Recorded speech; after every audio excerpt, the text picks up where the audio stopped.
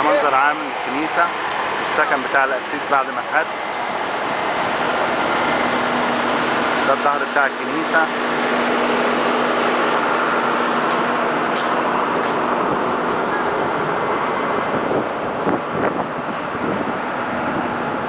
هنا في الدور الثاني كان السكن، كان من حوالي ساعتين 3 كان في مبنى وكان في سكن وكان في سلام وكان في هدوء. دلوقتي قادرين نشوف هنا نزلوا القسيس وهم بيشدوه من هدومه، وقعوه وضربوا مراته بالإقلام ونزلوها من فوق من السكن بتاعه.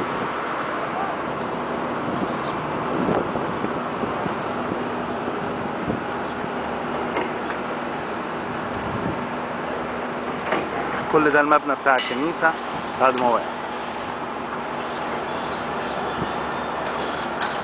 محدش عارف الدور على مين بعد كده.